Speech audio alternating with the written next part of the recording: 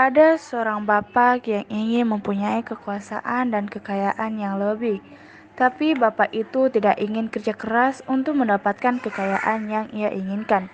Di perusahaannya, ia memegang manajemen keuangan dan mengolah uang rakyat. Bapak ini bernama Bapak Bebot. Suatu saat ia sangat membutuhkan uang untuk bermain biliar karena itu adalah hobinya. Tetapi ia tidak mempunyai uang yang cukup. Di saat itu, ia juga sedang mengolah uang rakyat. Uang yang seharusnya ia berikan kepada rakyat dalam bentuk fasilitas. Uang yang seharusnya diberikan 2 miliar, tetapi ia mengambil sebagian dari uang itu. Ia mengambil sebanyak 500 juta. Maka sisa uang rakyat yang tersisa adalah 1,5 miliar. Sebelumnya, Bapak Bebot sudah melakukan berbagai korupsi. Dari korupsi mengambil sedikit demi sedikit uang rakyat untuk memperkaya dirinya sendiri. Tetapi untuk kali ini, ia mengambil lebih banyak uang dari sebelumnya, yaitu 1/4 dari uang rakyat. Ia menyimpan uang korupsi tersebut di dalam berangkas dengan keamanan yang ketat, dan ia kadang memakai uang itu untuk berfoya-foya demi kesenangan sendiri. Suatu saat, perusahaan di mana ia bekerja telah memasang suatu barang di berbagai tempat, yaitu kamera CCTV. Dan naasnya untuk Bapak Bebot, ia tidak tahu bahwa sudah terpasang CCTV di sudut ia bekerja. Hal ini terjadi karena Bapak Bebot dicurigai atas berkurangnya uang rakyat yang setiap saat diolah Bapak Bebot.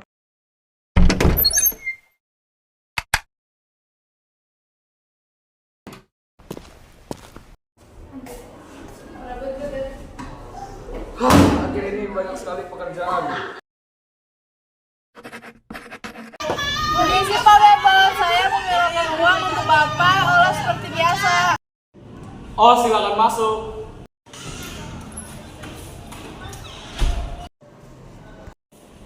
Ini ya Pak, saya taruh di meja uang dan rupiahnya. Iya, saja di meja. Saya di sebelah dulu ya Pak. Wah, ternyata uangnya lebih banyak dari sebelumnya. Apa saya ambil saja ya sebagian uang ini?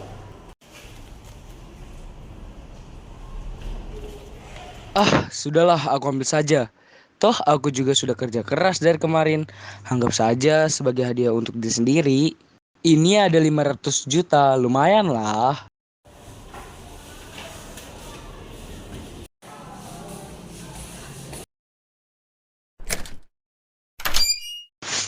Aku taruh di sini saja seperti biasa.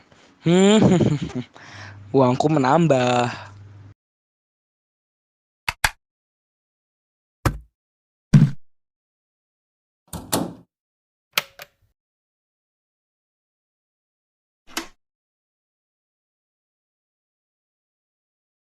Dari situ semuanya berubah dengan CCTV yang sudah dipasang di dalam kantor Pak Bebot. Semua kelakuannya tertangkap. Pihak yang bertanggung jawab atas pengawasan kamera pun melihat kelakuan Pak Bebot, dan ia segera melaporkan rekaman itu kepada pihak yang lebih tinggi di perusahaan mereka. Pak Bebot pun dipanggil kepada pemimpin perusahaan untuk interogasi, yaitu Pak Eko. Namun Pak Bebot tidak ingin mengakui kelakuannya itu. Tetapi semuanya sudah terlambat untuk Pak Bebot. Selama beberapa bulan ini, ada mata-mata yang memantau Pak Bebot. Ia adalah sekretaris Pak Bebot. Ia sudah diutus Pak Eko untuk memantau laporan dan kinerja Pak Bebot. Dan sudah ada banyak bukti bahwa Pak Bebot telah melakukan korupsi. Dari laporan dengan bagaimana uang yang seharusnya diberikan berkurang setiap dikelola Pak Bebot, kamera CCTV, dan bagaimana Pak Bebot selalu berfoya-foya setiap kali ia selesai mengelola uang rakyat. Sudah saya bilang itu bukan kelakuan saya. Bapak ada yang ditangkap karena telah melakukan korupsi. Pak Eko, Bapak berani melaporkan saya ke polisi? Dalam dunia pekerjaan kita harus adil, Pak. Lepaskan saya! Bapak berhak diam. Ayo Bapak ikut kami. Bapak Bebot pun dibawa ke pengadilan. Ia sudah membayar seorang pengacara, yaitu Naomi. Dan uang bayarannya itu besar, karena Pak Bebot sangat ingin tidak dipenjara. Walaupun begitu, pengacara Naomi tahu bahwa kasus ini akan susah dimenangkan. Tetapi karena bayaran yang diberikan jika Pak Bebot memenangkan kasus itu besar, maka dari itu pengacara bertekad untuk memenangkan kasus ini. Bapak tahu kan kalau peluang Bapak memenangkan kasus ini susah, bahkan sangat susah. Sudahlah, kamu bikin saja bukti-bukti palsu, tapi yang masih bisa dipercaya. Nanti saya bayar kamu 3 kali lipat dari saya yang ditawarkan.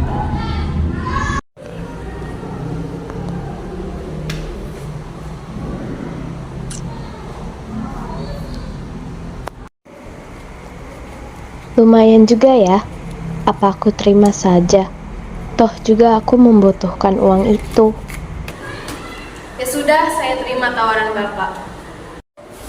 Ini kartu perusahaan saya. Nanti Bapak hubungi nomor yang tertulis di situ, itu nomor saya. Dan mungkin beberapa selang hari ini kita harus bertemu untuk menyimpulkan atau mengumpulkan bukti-bukti yang ada. Oke, bilang saja kalau misal kamu sudah menyiapkan bukti-buktinya. 2 minggu pun berlalu, dan hari ini adalah hari di mana Pak Bebot melaksanakan pengadilan. Selama 2 minggu sebelumnya, pengacara Naomi sudah bekerja keras untuk mengumpulkan bukti-bukti. Walau terkadang susah untuk mengajak Pak Bebot untuk bekerja sama. Karena perilaku Pak Bebot yang tidak peduli, pengacara Naomi tidak peduli. Jika mereka kalah dalam kasus ini, yang penting ia sudah mendapatkan uang yang dijanjikan Pak Bebot. Ia hanya mengerjakan pekerjaannya. Pengacara Naomi berpikir, selama ia berguna, aku akan melakukannya hanya untuk keuntungan. Toh dia adalah seorang koruptor yang tidak tahu diri. Dan hari ini, semua anggota dalam ruang persidangan dengan ketua hakim, anggota hakim, saksi yaitu pengawas kamera dan sekretaris, pengacara Naomi, pengacara Laura, dan yang paling penting Pak Bebot sebagai tersangka.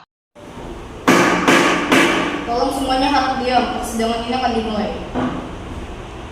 Persidangan pun dimulai. Pihak tersangka sekarang berada di posisi yang tidak mengenakan. Pengacara Naomi menghembuskan nafas dengan lelah.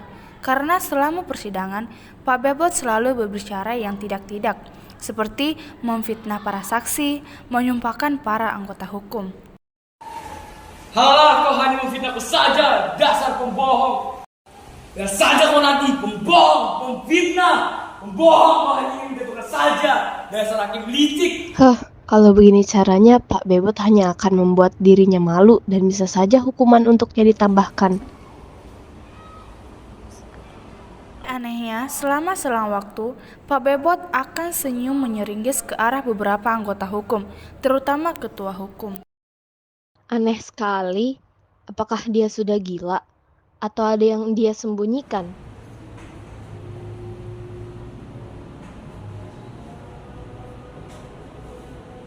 Hahaha, lihat saja kalian nanti. Waktu untuk menyatakan hukuman bagi Pak Bebot pun datang. Dengan senyuman sombong itu, ia menunggu ketua hakim untuk menyatakan hukuman bagi Pak Bebot.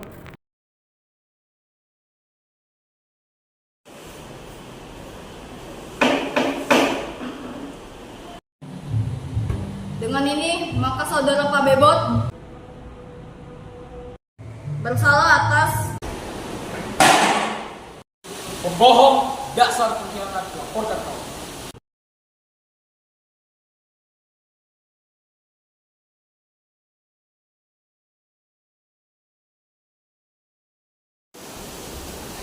Dan saja kau nanti akan dibongkar. Mampu melihatnya seolah-olah Pak Bebot itu gila, tetapi hakim tidak berbicara apa-apa. Pak Bebot pun dibawa pergi. Yang baru saja terjadi, semua orang di dalam persidangan mengira bahwa Pak Bebot itu mungkin sudah gila. Mereka mengira bahwa mungkin Pak Bebot marah kepada ketua hakim karena telah memberinya hukuman. Setelah persidangan, Naomi sebagai pengacara Pak Bebot sebelumnya pun mengunjungi Pak Bebot di penjaranya karena ia ingin memberi salam sebelum menyelesaikan urusan dia dengan Pak Bebot. Pak Bebot duduk di depan pengacara Nomi dengan meja besar yang menghalangi mereka dan penjaga penjara yang memantau mereka. Sudah saya bilang Pak, Bapak mustahil untuk memenangkan kasus Bapak. Pak Bebot hanya terdiam selama pengacara Nomi mengunjunginya, seolah-olah ia sudah kehilangan kewarasannya. Mungkin ia tidak terima dengan kenyataan bahwa ia sudah masuk penjara. Pengacara Nomi, tolong saya untuk terakhir kalinya.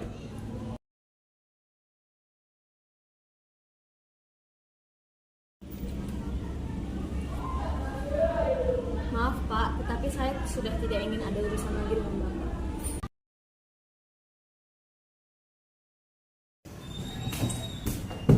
Kamu dilarang membuat kontak fisik dengan pengunjung. Tolong bilang pada pengurus perusahaan saya untuk mengecek jaket biru saya. Naomi terdiam sejenak dan ia keluar tanpa membilang sesuatu. Ia tidak menjawab iya, tetapi ia tidak juga menjawab tidak. Apakah ia akan membantu Pak Bebot? Siapa yang tahu? Beberapa hari pun terlewatkan. Pak Bebot tidak mendapatkan kabar sama sekali dari Naomi. Pak Bebot sudah putus asa. Ia berpikir bahwa Naomi sudah tidak ingin ada campur tangan dengan urusannya. Tetapi di penjara, tiba-tiba ada orang baru yang satu sel penjara dengan Pak Bebot, yaitu ketua hakim yang sebelumnya memutuskan hukuman kepada Pak Bebot. Apa yang terjadi? Bagaimana bisa seorang ketua hakim di penjara? Hari sesudah pengacara Naomi mengunjungi Pak Bebot, ia balik ke tempat kerjanya. Ia terus memikirkan permintaan Pak Bebot. Ia penasaran dengan alat perekam suara yang dibilang Pak Bebot, tapi ia malas dan tidak ingin berurusan lagi dengan Pak Bebot.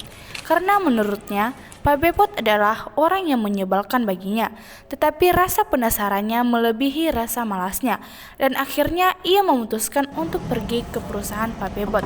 Dan saat ia tiba, ia segera memberitahu ke pihak perusahaan. Walaupun awalnya susah karena mereka menolak, tetapi akhirnya mereka setuju untuk melakukan permintaan Pak Bebot. Pihak perusahaan pun segera menyelidiki barang yang disampaikan oleh Pak Bebot kepada Naomi, dan benar bahwa ada alat perekam suara di dalam jaket biru Pak Bebot.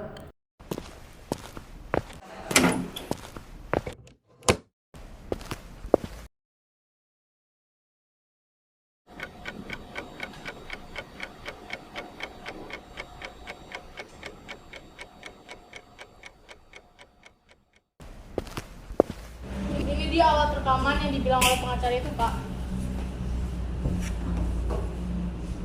Karena Pak Eko adalah pemimpinnya, maka dialah yang akan menangani masalah ini.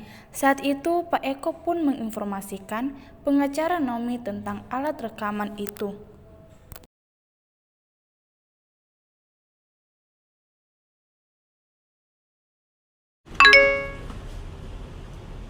Oh, ini chat dari Pak Eko. Ini adalah rekaman yang kamu minta saat itu, rekaman Pak Bebot. Oh, jadi ini rekamannya.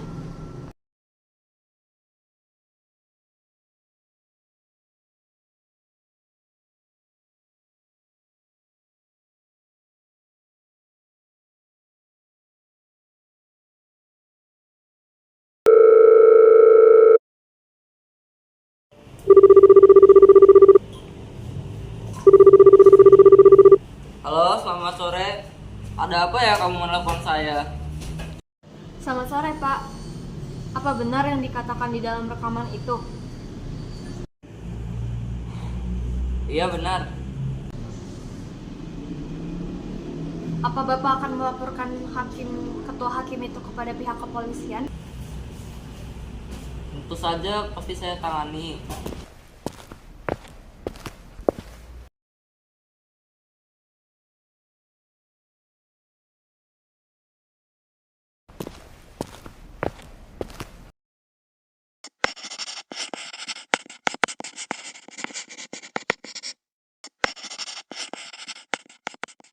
Selang beberapa hari, Pak Eko mengurusi semua hal ini. Yang selama ini ada dalam rekamannya adalah bukti korupsi yang telah dilakukan Pak Bebot dan Ketua Hakim, yaitu Pak Adam.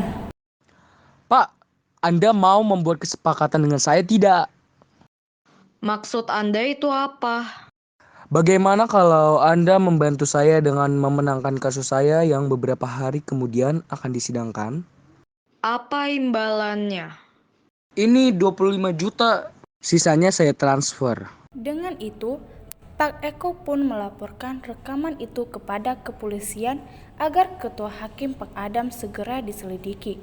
Ternyata Pak Adam sebelumnya sudah memiliki kasus korupsi kecil-kecilan, tapi setiap saat Pak Adam melakukan korupsi dengan tersangka atau terdakwa, Pak Adam tidak akan menyetujui perjanjiannya. Ia akan bersikap seakan-akan ia tidak pernah melakukan korupsi. Tapi, naasnya untuk Pak Adam, kali ini ia tertangkap karena ada bukti. Pak Bebot sudah diam-diam merekam percakapan mereka saat mereka berdua bertemu dengan diam-diam. Dan sekarang, Pak Adamlah yang sedang disidang.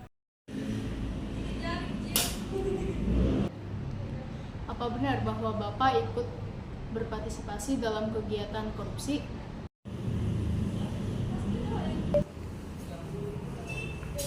Iya benar. Dengan itu, seluruh orang di ruang persidangan itu kaget dengan bagaimana gampang Pak Eko menyerah.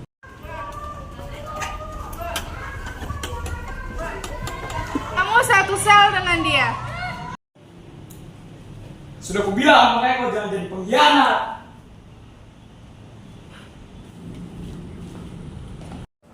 Kau juga koruptor. Kau nggak punya hak bicara seperti ini.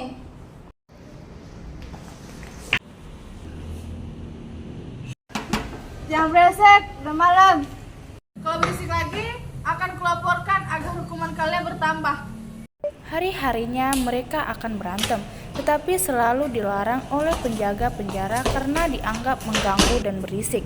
Sampai pada suatu hari, Pak Adam sudah muak dengan hari-harinya karena satu sel dengan Pak Bebot. Pak Adam dengan sengaja membuat masalah dengan Pak Bebot agar dipindahkan ke sel lain. Dan rencananya itu berhasil. Ia akhirnya dipindahkan ke sel yang lain.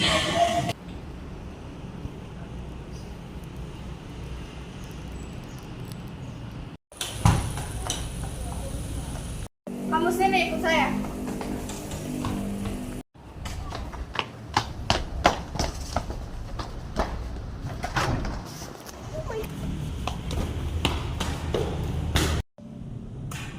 Kamu masuk sini. Ini tempat barumu. Kamu terlalu berisik dengan sel yang sebelumnya. Tetapi bukannya makin tenang, Pak Adam malah makin gila di dalam sel barunya karena ia sering dijadikan bahan pembulian di sel barunya. Ia juga sering dikeroyoki. Maka dari itu, Pak Adam membuat suatu rencana, yaitu rencana untuk kabur dari penjara. Pak Adam sadar bahwa penjaga penjara sering tidur di bangkunya saat malam hari, dan ia menaruh kunci penjaranya dengan asal. Jadi, ia akan mencuri kunci itu diam-diam saat semua orang sudah tidur. Kebetulan penjaga duduk di tempat di samping penjara. Dan saat malam tiba, semua penjaga dan narapidana pun tidur. Pak Adam pun melaksanakan aksinya untuk mencuri kunci sel penjara.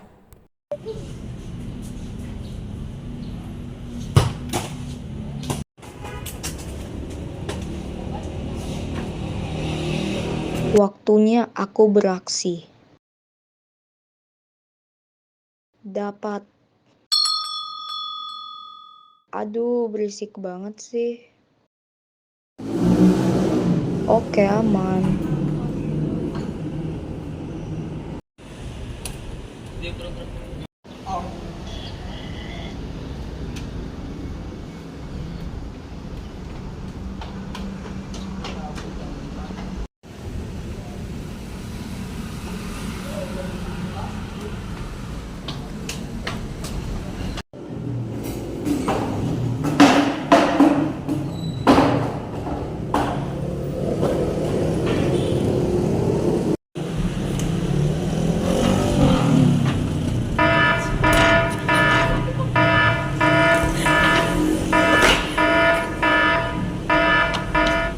itu, beberapa penjaga dan polisi pun berusaha menangkap narapidana Pak Adam.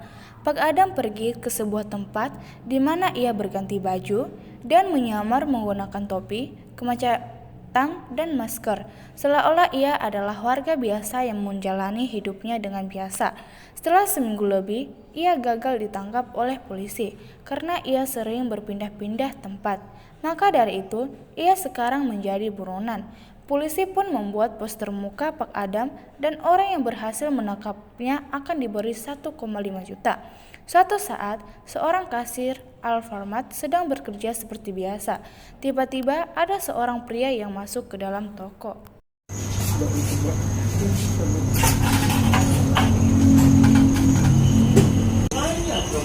Selamat siang, selamat datang di Alfamart. Ada yang bisa dibantu? Pria itu hanya mengangguk dan tidak mengatakan apa-apa. Ia pun langsung pergi ke arah kulkas. Ia hanya membeli satu minuman, yaitu teh pucuk.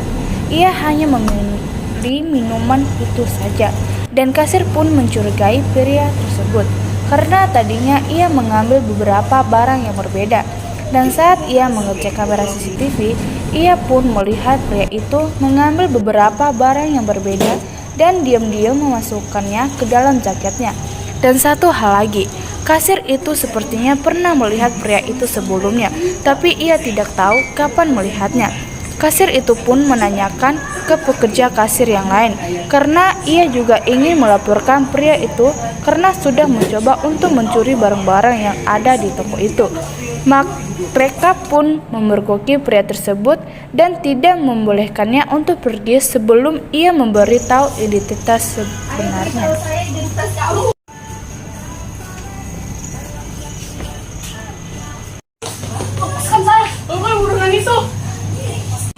Dengan itu pun, kedua kasir tersebut langsung melaporkannya ke pihak yang berwajib, yaitu polisi. Ternyata buronan yang mereka tangkap adalah tidak salah lagi, Pak Adam, yang sudah kabur dari penjara selama seminggu lebih. Dengan itu, Pak Adam ditangkap kembali dan mendapatkan hukuman tambahan karena ia sudah kabur dari penjara. Dengan ini, semua koruptor yang ada di cerita ini pun tertangkap.